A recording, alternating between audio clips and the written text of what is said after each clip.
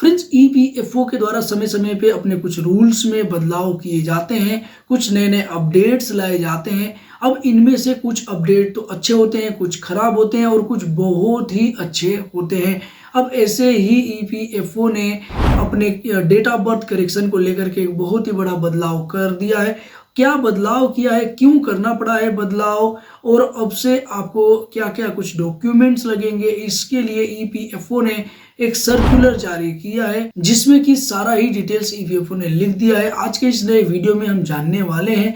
देखिए यहाँ पे आप देख सकते हैं कि एम्प्लॉइज प्रोविडेंट फंड ऑर्गेनाइजेशन, कर्मचारी भविष्य निधि संगठन के द्वारा एक सर्कुलर जारी किया गया है, जो कि इसका नंबर आप देख सकते हैं लास्ट में 4090 है, और ये जारी किया गया है 16/1/2024 को। अब देखिए ये बिल्कुल लेटेस्ट सर्कुलर है। अब आप देख सकते हैं कि यहाँ पे सब्जेक्ट में बताया गया है removal of Aadhaar from the list of acceptable document as a date of birth proof. जी हाँ फ्रेंड्स, यहाँ पे बहुत ही बड़ा बदलाव ईपीएफओ के द्वारा कर दिया गया है। बताया जा रहा है कि जन्म तिथि प्रूफ के रूप में एक्सेप्टेबल डॉक्यूमेंट की लिस्ट से आधार को हटाने के संबंध में, जी हाँ फ्रेंड्स, अब यहाँ पे आधार कार्ड को बिल्कुल हटा दिया गया है। अगर आपको डेट ऑफ बर्थ करेक्शन करवाना है अपने पीएफ अकाउंट में, तो सर मैडम कृपया ऊपर उद्धृत विषय का संदर्भ लें। और यहाँ पे 2 पॉइंट्स और देख सकते हैं आप, 2 नंबर और 3 नंबर। देखिए 2 नंबर में बताया गया है कि इस संबंध में यूआईडीआई से एक लेटर प्राप्त हुआ है, जिसमें कहा गया है कि जन्म तिथि के प्रूफ के रूप में आधार के उपयोग को एक्सेप्टेबल डॉक्यूमेंट की लिस्ट से हटाने की आवश्यकता है। जी हाँ फ्रेंड्स, ईपीएफओ ये खुद से स्टेप नहीं ले रहा है। ये आधार कार्ड की जो ऑफिशियल वेबसाइट है यूआईडीआई की तरफ से ही एक लेटर प्राप्त हुआ है ईपीएफओ को, और वहां पे एक वैलिड रीजन देते हुए बताया गया है कि अब इसे इस लिस्ट से हटाने की आवश्यकता है। हालांकि वो लेटर क्या है आधार कार्ड के द्वारा जो प्रोवाइड किया है वो उसके बारे में भी जानेंगे। यहाँ पे आप देख सकते हैं कि तीसरे पॉइंट में यहाँ पे ईपीएफओ के द्वारा बताया गया है कि तदनुसार संदर्भ के तहत जेडीएसओपी के एनेक्जर 1 की टेबल बी में मेंशन्ड जन्म तिथि में करेक्शन के लिए आधार को एक्सेप्टेबल डॉक्यूमेंट की लिस्ट से हटाया जा रहा है। जी हाँ फ्रेंड्स, यहाँ पे मैं आपको दिखाना चाहूंगा, जैसा कि ये बताया गया सर्कुलर में ही। अब ये एसओपी अगर आपको नहीं पता तो मैं बता दूं। देखिए एसओपी ज्वाइंट डिक्लेरेशन जो कि 23 अगस्त 2023 को ईपीएफओ के द्वारा जारी किया गया था, इसमें डिटेल्स में बताया गया है कि किस किस टाइप के करेक्शन किस तरीके से आपको करवाना है। इसमें ही एक करेक्शन बताया गया है डेट ऑफ बर्थ। जी हाँ फ्रेंड्स, देखिए ये 22 नंबर पेज पे देखने को मिल रहा है। टोटल ये 35 पेज का एसओपी था। इस पे डिटेल वीडियो हमने कवर किया है, अगर वो वीडियो नहीं देखा है तो बिल्कुल देख लेना। हालांकि यहाँ पे इसके बारे में बात की जा रही है। देखिए टेबल बी में डेट ऑफ बर्थ करेक्शन के लिए जो भी डॉक्यूमेंट है वो 10 डॉक्यूमेंट ईपीएफओ के द्वारा सजेस्ट किए गए हैं। देखिए 1 नंबर, 2 नंबर, 3 नंबर, 4 नंबर और 5वें पे आधार कार्ड है। देखिए अब इस आधार कार्ड को इस लिस्ट से हटाया जा रहा है, ऐसा ईपीएफओ के द्वारा बताया जा रहा है। अब देखिए यहाँ पे बाकी के जो डॉक्यूमेंट है आप देख सकते हैं कि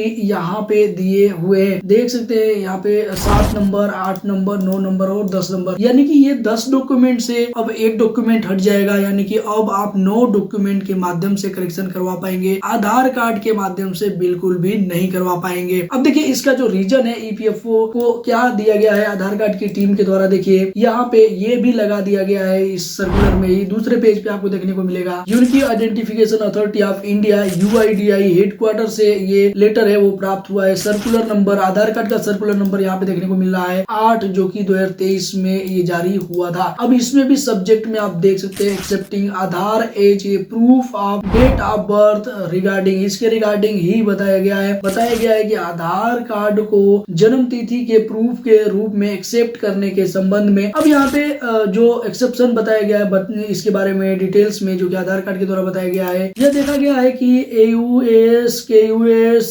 जन्म तिथि के प्रमाण के लिए आधार कार्ड को एक्सेप्टेबल डॉक्यूमेंट्स में से एक के रूप में मान रहे हैं और एक्सेप्ट कर रहे हैं। यहाँ पे कुछ पॉइंट्स और भी दिए हैं, जैसे कि दूसरे पॉइंट में आप देख सकते हैं इस संबंध में यह उल्लेख करना उचित है कि आधार एक 12 अंकों की यूनिक आईडी है जो एक रेसिडेंट को उसकी डेमोग्राफिक और बायोमेट्रिक जानकारी सबमिट करके इनरोलमेंट प्रोसेस से गुजरने के बाद जारी की जाती है। एक बार जब किसी रेसिडेंट को आधार नंबर सौंपा जाता है तो इसका उपयोग आधार एक्ट 2016 और उसके तहत बनाए गए रेगुलेशंस के तहत निर्धारित विभिन्न तरीकों के माध्यम से रेसिडेंट को प्रमाणित करने के लिए किया जा सकता है। अब देखिए इसके अलावा भी कुछ पॉइंट्स है, जैसे कि 3 नंबर में बताया गया है, ये सारे पॉइंट्स आधार कार्ड के पॉइंट्स है, ये पीएफ के पॉइंट्स नहीं है। इनरोलमेंट के समय यूआईडीआई रेसिडेंट द्वारा दावा किए गए जन्म तिथि को उनके द्वारा प्रस्तुत दस्तावेजों के आधार पर रिकॉर्ड करता है। जैसा कि यूआईडीआई वेबसाइट पर उपलब्ध आधार इनरोलमेंट के लिए सपोर्टिंग डॉक्यूमेंट्स की लिस्ट के तहत स्पेसिफाइड है। इसके अलावा यह ध्यान दिया जाना चाहिए कि आधार इनरोलमेंट और अपडेट्स 2016 के रेगुलेशंस 10(4) और 19(a) में मेंशन है कि इनरोलमेंट और अपडेट्स